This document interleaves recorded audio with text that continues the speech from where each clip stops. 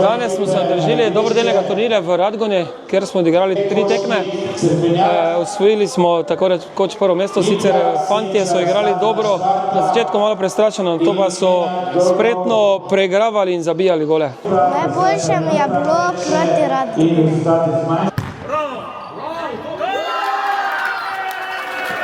Eno smo igrali neodločeno, 2 pa smo zmagali.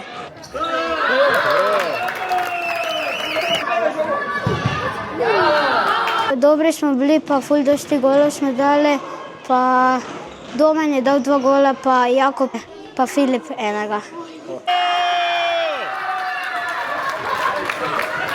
Danes smo dobila samo 1 gol, oba. Pa smo zelo dobro branili, boljše od vseh golmanov.